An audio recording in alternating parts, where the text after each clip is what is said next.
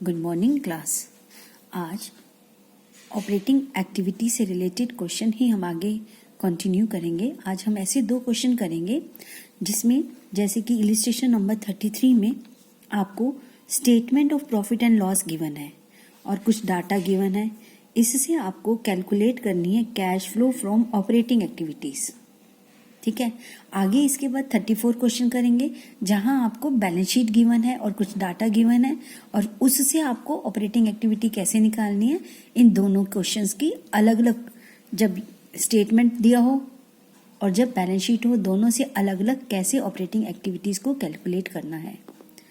चलिए, ये statement of profit and loss given है। रिवेन्यू बी पार्ट में एक्सपेंसेस, ये सारे एक्सपेंसेस का टोटल आ गया। रिवेन्यू में से एक्सपेंसेस का टोटल माइनस किया तो आपका ब्रैकेट में फिगर है, इसका मतलब ये प्रॉफिट नहीं लॉस है। अगर ब्रैकेट में फिगर है देन प्रोविजन फॉर टैक्स, आपने इतना टैक्स का प्रोविजन बनाया, ये प्रॉफिट आफ्टर टैक्स आ गया। राइट, आगे क्वेश्चन में नोट्स टू अकाउंट्स गिवन है। नोट्स टू अकाउंट्स में चेंज इन इन्वेंट्री, ओपनिंग और क्लोजिंग स्टॉक दोनों ही गिवन है। देन कुछ एडिशनल इंफॉर्मेशन है, debtors, current asset, BR, current liability, salary outstanding, prepaid insurance, provision for tax, ये चीजें गिवन है। अगर आप देखें तो ये सारी चीजें करंट एसेट और करंट लायबिलिटी यानी वर्किंग कैपिटल चेंजेस की हैं। Provision for tax, provision for tax में आप जानते हैं कि प्रोविजन फॉर टैक्स का ओपनिंग और क्लोजिंग बैलेंस आपको जब दिया है तो आपको इसके साथ इंफॉर्मेशन भी दी है statement of profit and loss में, तो आपको इसका अकाउंट बनाना पड़ेगा। राइट, बाकी ये सारे वर्किंग कैपिटल चेंजेस हैं, ये भी स्टॉक भी वर्किंग कैपिटल चेंजेस के अंदर आएगा। ये तो हम वर्किंग कैपिटल के टाइम देखेंगे। अब जब हमें क्वेश्चन स्टार्ट करना है ऑपरेटिंग एक्टिविटीज के लिए, तो सबसे पहले हमें क्या चाहिए, profit before tax and extra ordinary items चाहिए। वो हमें बिफोर टैक्स वाला चाहिए, before tax and extra ordinary items चाहिए। अब हमारे पास क्वेश्चन में जो प्रॉफिट है, ये प्रॉफिट की जगह लॉस है क्योंकि ब्रैकेट में है और हमें गिवन है आफ्टर टैक्स। हमें तो बिफोर टैक्स वाली फिगर चाहिए होती है, तो बिफोर टैक्स वाली फिगर कौन सी होगी, 1,65,000 which is a loss, bracket में गिवन है। तो हमें एडजस्टमेंट करने की बजाय हमने यहीं से फिगर उठा ली प्रॉफिट टैक्स माइनस करने से पहले, विच इज 1,65,000। आपके पास 1,65,000 ब्रैकेट में फिगर आ गई। अब आप वो टेबल स्टेटमेंट याद करो। अब मुझे इसमें क्या करना है, ऐड करना है non cash expenses and non operating expenses, दो तरह के एक्सपेंसेस को ऐड करना है।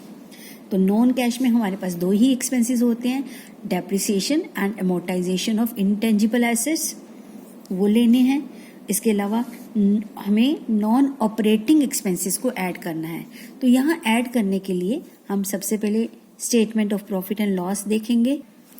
इसमें हमारे पास कौन सा है, डेप्रिसिएशन, ये रहा, डेप्रिसिएशन एंड अमोर्टाइजेशन का एक्सपेंसेस गिवन है 1 लाख। अब आपको चेक करना है कि इसमें नॉन ऑपरेटिंग एक्सपेंसेस कोई है, एम्प्लॉयज बेनिफिट एक्सपेंसेस नहीं, अदर एक्सपेंसेस। अब अदर एक्सपेंसेस के अंदर अगर कोई नॉन ऑपरेटिंग एक्सपेंसेस है तो हमारे को गिवन होना चाहिए था क्वेश्चन में। चेक करते हैं नीचे क्वेश्चन में कहीं कुछ गिवन है अदर एक्सपेंसेस में से, कौन से ऑपरेटिंग है और कौन कितने नॉन ऑपरेटिंग है। यहाँ देखिए क्वेश्चन में कुछ भी गिवन नहीं है, अदर एक्सपेंसेस का नोट्स टू अकाउंट्स नहीं है कुछ भी, तो हम ये मानेंगे कि वो सारे ऑपरेटिंग एक्सपेंसेस हैं।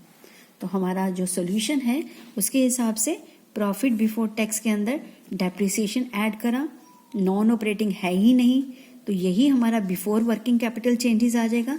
ये प्लस की फिगर है, ये माइनस की फिगर है, तो माइनस और प्लस को जब सॉल्व करेंगे तो माइनस का 65,000 रह गया। इस फिगर को बोलेंगे operating profit before working capital changes. अब हमें क्या चाहिए, सारी करंट एसेट्स और करंट लायबिलिटी वाले चेंजेस चाहिए। उसको कहाँ से लेना है हमने, यहाँ आपके पास क्वेश्चन में तैयार है, स्टॉक भी है, यहाँ पर सारी चीजें आ गई। ठीक है, तो ये सारे 1 2 3 4 5 आइटम ये वाली और 6 ये वाली स्टॉक वाली 6 आइटम्स का चेंज फॉर्मूले के हिसाब से कर लेंगे। आप अपने आप इसको चेक करेंगे। फॉर्मूला आपको पता है, increase in current liability plus होता है decrease in current liability minus, increase in current asset minus होगा decrease in current asset plus. वो फॉर्मूला आप कहीं पर लिखकर उसको सॉल्व करके ये सारी चीजें कर लेंगे। जब ऐड और लेस कर लेंगे तो आपकी जो फिगर आएगी सॉल्व करने के बाद -1,12,500 आ रही है। तो इसके लिए हम लिखेंगे कैश यूज्ड इन ऑपरेशन बिफोर टैक्स। टैक्स से पहले आपका कितना कैश यूज हुआ है बिजनेस के ऑपरेशन में। अब इसमें से हमें लेस करना होता है इनकम टैक्स पेड। अब टैक्स पेड माइनस करने के लिए क्वेश्चन में आपके पास यहाँ ओपनिंग और closing balance provision for tax का दिया है और यहाँ पर क्वेश्चन में प्रोविजन इस साल कितना बनाया वो भी गिवन है 50,000। तो मैंने आपको नोट्स में बताया था कि जब आपके पास प्रोविजन फॉर टैक्स का ओपनिंग क्लोजिंग और कुछ जितना बनाया है दिस इज कॉल्ड मेड दिया हो तो हमें प्रोविजन फॉर टैक्स अकाउंट बनाना पड़ेगा। ये हमारा provision for tax opening balance इधर आता है, क्लोजिंग यहाँ आया। मेड पीछे क्वेश्चन में आपने देखा कि 50,000 का प्रोविजन इस साल बनाया, मेड की फिगर इधर आती है। इसका मैंने नोट्स आपको भेजे भी थे by statement of profit and loss.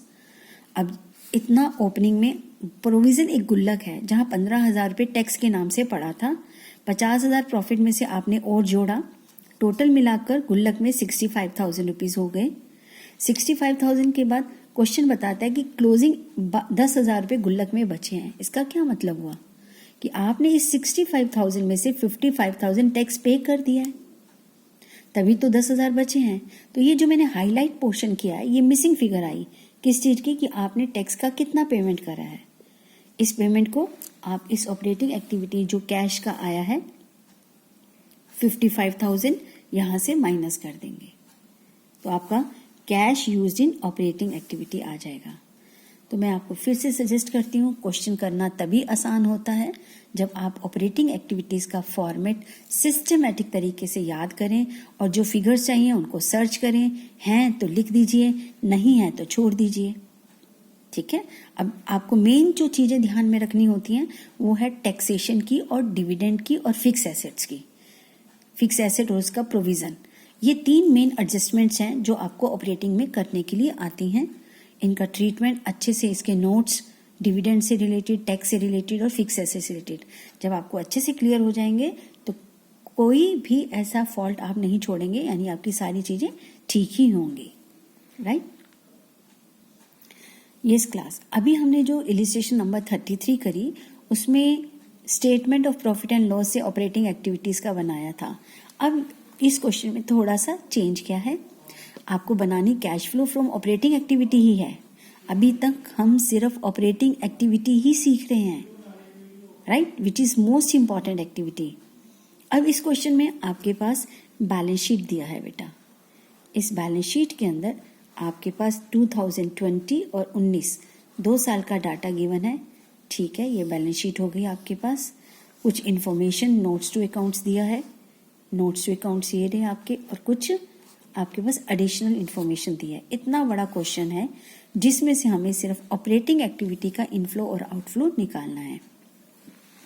एक बार नोट्स टू अकाउंट्स में नजर मार ले, इसमें लिखा है इक्विटी शेयर कैपिटल प्रेफरेंस, 2 तरह की शेयर कैपिटल है। ठीक है, यहाँ गिवन है।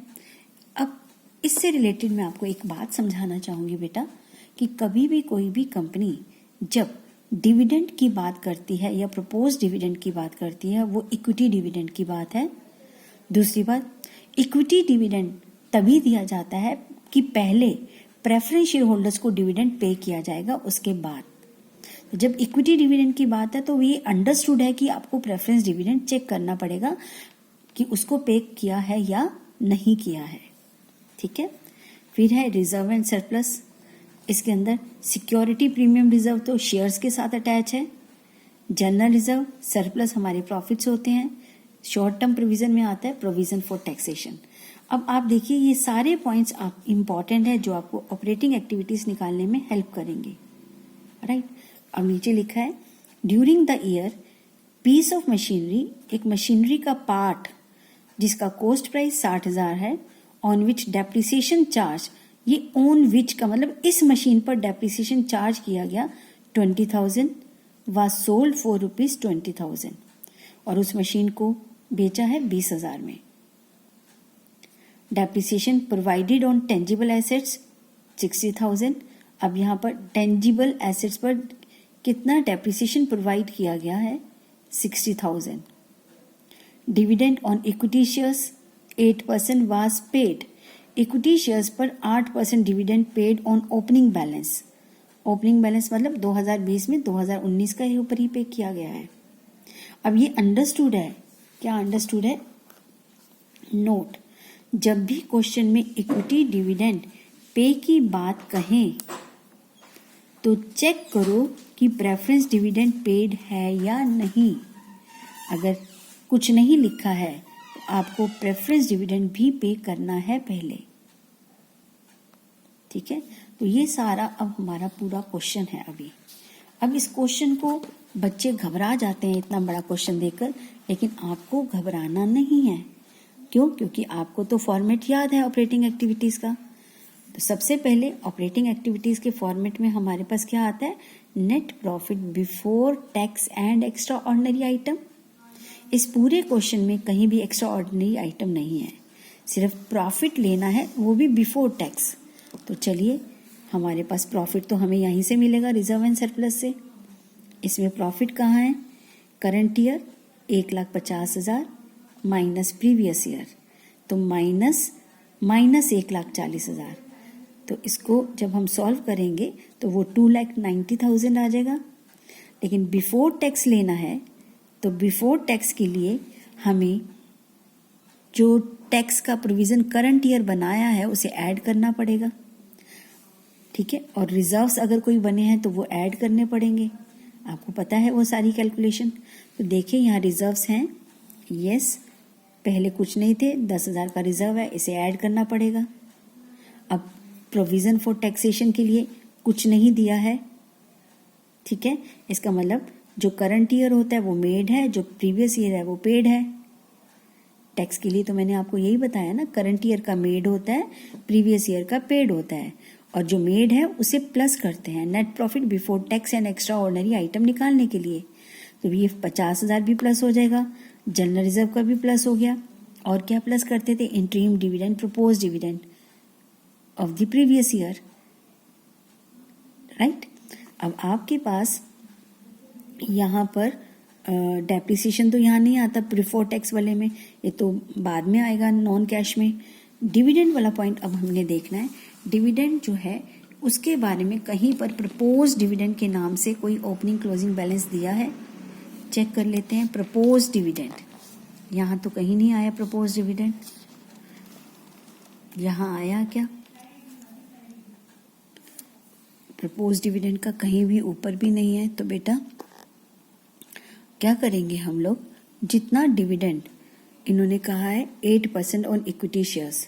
अब इक्विटी शेयर्स आप देखिए 4,50,000 के थे, इंक्रीज होकर 550 के हो गए। अब क्वेश्चन में ये नहीं लिखा कि ये इक्विटी डिविडेंड कब बढ़े, साल के शुरू में या एंड में। जब क्वेश्चन में कुछ नहीं लिखा तो हम ये मानेंगे कि साल के एंड में ही इशू किए गए, और हम जो डिविडेंड पे करेंगे 8% वो 4,50,000 पर पे करेंगे, और उतना ही प्रोविजन बनाएंगे भी, क्योंकि प्रीवियस ईयर का ही मेड होता है, प्रीवियस ईयर का ही पेड होता है, उसी को हम प्लस करते हैं और फिनेंसिंग में माइनस करते हैं, राइट। प्लस कहाँ करते हैं? ऑपरेटिंग एक्टिविटीज के अंदर प्रॉफिट बिफोर टैक्स वाले में, और माइनस कहाँ करेंगे? सेम अमाउंट फिनेंसिंग एक्टिविटी का आउटफ्लो। लेकिन इक्विटी को डिविडेंड देने से पहले हमें प्रेफरेंस को डिविडेंड देना है, और प्रेफरेंस शेयर होल्डर्स कितने का डिविडेंड है? 5%। यहाँ पर भी क्वेश्चन में कुछ नहीं लिखा है, तो हम ये मानेंगे कि ये जो प्रेफरेंस शेयर्स कम हो गए हैं। कब कम हुए? साल के शुरू में या एंड में? कुछ नहीं लिखा है तो ये मानेंगे एंड में खत्म वापस करें हैं, तो प्रीवियस ईयर की फिगर पर ही हम 5% के हिसाब से प्रेफरेंस डिविडेंड देंगे, ठीक है। अब हमें निकालना है profit before tax and extra ordinary item, उसमें क्या क्या आ गया, प्रॉफिट, रिजर्व्स, ठीक है, डिविडेंड वाला पॉइंट 3, और आएगा टैक्सेशन वाला पॉइंट, प्रोविजन फॉर टैक्सेशन इस साल कितना बना। अभी आगे भी क्वेश्चन है, अभी क्वेश्चन में लिखा है इनकम टैक्स 45,000 वाज प्रोवाइडेड, यानी इस साल मेड कितना है टैक्स 45,000, यही ऐड होगा, ठीक है। तो आप ये देखिए यहाँ पर सबसे पहले profit, calculation of net profit before tax and extra ordinary item को निकालने के लिए आपने current year minus previous year को निकाला, तो 2,90,000 प्लस की फिगर आपने ऐड किया जनरल रिजर्व, इक्विटी का डिविडेंड, प्रेफरेंस का डिविडेंड, प्रीवियस ईयर की फिगर्स पे निकाला, प्रोविजन फॉर टैक्स 45,000, तो आपका आया net profit before tax and extra ordinary items. इसे आप यहाँ लिखेंगे, profit before tax and extra ordinary item 4,16,000। और इवन देखिए क्वेश्चन में भी लिखा हुआ है एडिशनल डिबेंचर्स वर इशूड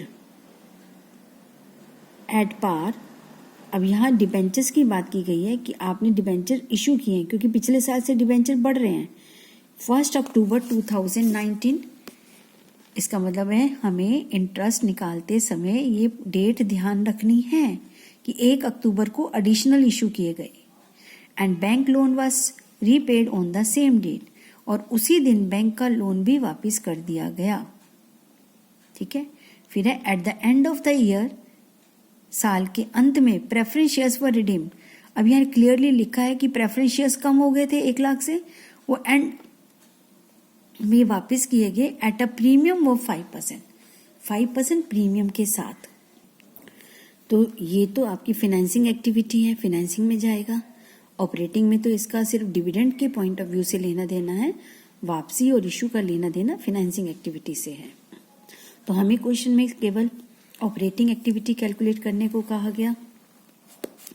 तो प्रॉफिट बिफोर टैक्स निकालने के बाद हमारा अगला स्टेप होता है नॉन कैश एक्सपेंसेस और नॉन ऑपरेटिंग एक्सपेंसेस को ऐड करना। अब नॉन कैश में हमारे 2 तरह के एक्सपेंसेस हैं, डेप्रिसिएशन और इनटेंजिबल एसेट्स का राइट ऑफ करना। ये हम कहाँ से देखेंगे? इसके लिए हमें क्वेश्चन में कुछ भी नहीं दिया, यहाँ लिखा है depreciation provided on intangible assets 60,000, ये तो यहाँ से ले लिया। अब इंटेंजिबल एसेट्स का कहाँ से लेंगे? क्वेश्चन देखते हैं, इंटेंजिबल एसेट्स गिवन है क्या? Tangible assets, intangible assets, yes intangible assets 2019 में थी 40,000 की और अब है 15, यानी कि 25,000 से राइट ऑफ हो गई। तो हमें यही 2 आइटम लिखनी है नॉन कैश के अंदर। यस, डेप्रिसिएशन आपका 60,000 और गुडविल अमोर्टाइज 25,000। नेक्स्ट स्टेप में आता है non operating expenses. Non operating expenses में क्या क्या आता है? नॉन ऑपरेटिंग एक्सपेंसेस का फॉर्मेट आपको याद होगा, जिसमें हम फिनेंस कॉस्ट लेते हैं, जितने भी इंटरेस्ट पे करते हैं हम लोग, प्रीमियम या loss on issue of debentures या प्रेफरेंस शेयर्स, ये सारी चीज़ें डालते हैं। वही सब चीज़ें आपने क्वेश्चन में से ढूंढी और यहाँ डाल रखी हैं। Loss on sale of machine, ये कैसे निकाला? सेल माइनस बुक वैल्यू, ठीक है। इंटरेस्ट ऑन डिवेंचर, अब इंटरेस्ट ऑन डिवेंचर आपको पता है यहाँ क्वेश्चन में गिवन था कि डिवेंचर्स कब इशू किए गए? 1 अक्टूबर 2019 को। इट मीन्स जो यहाँ आपके पास डिवेंचर्स गिवन हैं 8%, पहले थे 1,50,000 के, फिर हो गए 2,60,000 के। तो 1,50,000 पर तो आप पूरा 1 साल का इंटरेस्ट देंगे। अब कितने से ये बढ़े हैं? 1,10,000 से। तो 1,10,000 जो डिवेंचर्स इंक्रीज हुए हैं वो 1 अक्टूबर को इशू किए गए हैं। तो आपको अक्टूबर, नवंबर, दिसंबर, जनवरी, फरवरी, मार्च, यानी 6 आपको मंथ्स का इंटरेस्ट देना पड़ेगा, ठीक है। और आपका लॉन्ग टर्म बोरिंग में बैंक लोन भी है, डिवेंचर्स हैं, और एक लोन भी है जिसे आपने रीपे किया है, उसको बाद में देखते हैं। ये देखिए, ये डिवेंचर्स 1,50,000 पर 8% तो पूरे साल का, प्लस 1,10,000 जो एडिशनल डिबेंचर्स इशू करे थे 8% के हिसाब से 6 मंथ्स का, इन दोनों का अलग अलग कैलकुलेट करके ऐड करके ये फिगर आ गई आपकी 16,400। ये हमारी नॉन ऑपरेटिंग एक्सपेंसेस हैं। अब आता है बैंक लोन, क्योंकि अकॉर्डिंग टू क्वेश्चन आपने लोन भी वापस किया है on the same date. Short term borrowing में 8% बैंक लोन है, इसका भी रेट 8% है।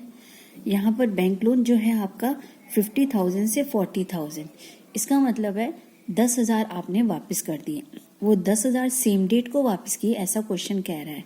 इट मीन्स 40,000 पर तो 8% पूरे साल का लगेगा, और 10,000 1 अक्टूबर को वापस किए हैं ना, तो आपके ने 6 महीने यूज करके, यानी अप्रैल, मई, जून, जुलाई, अगस्त, सितंबर, 6 मंथ्स आपने उनको यूज करा, फिर वापस करे। तो 10,000 पर 6 महीने का और बाकी के 40,000 पर पूरे साल का आप इंटरेस्ट पे करेंगे। ये देखिए, इंटरेस्ट ऑन बैंक लोन पहले इन्होंने अलग तरीके से निकाला है। 50,000 पर 6 महीने का, 40,000 पर 6 महीने का, आप ऐसे भी निकाल सकते हैं, या आप पूरे 40 पर पूरे साल का और 10,000 पर 6 महीने का वैसे भी निकाल सकते हैं। दोनों तरह से कैलकुलेशन कर सकते हैं। ठीक है। गुडविल आपने पहले ले लिया था। Then premium on redemption of debenture. अब premium on redemption of debenture, जो डिबेंचर्स वापस किए थे वो 5% प्रीमियम पर करे थे, राइट। अब 1 लाख के डिबेंचर्स वापस कर रहे थे, सॉरी प्रेफरेंशियस वापस कर रहे थे, तो उसका 5% यानी 5,000। तो प्रीमियम ऑन रिडम्पशन ऑफ, यहाँ लिखा है आपका डिबेंचर्स और यहाँ लिखा है आपका प्रेफरेंशियस, तो थोड़ा सा मिस्टेक है, क्वेश्चन चेक कर लेते हैं। यस क्लास, ये गलती से लिखा गया है, क्योंकि डिबेंचर्स तो वापस ही नहीं कर रहे हैं, यहाँ पर प्रेफरेंस शेयर्स आना चाहिए, राइट। ठीक है, इसको आप काट दीजिएगा, ये नहीं आएगा। वो आपने नॉन कैश और नॉन ऑपरेटिंग एक्सपेंसेस को ऐड कर दिया, ये डिबेंचर्स की जगह प्रेफरेंस शेयर्स लिखेंगे।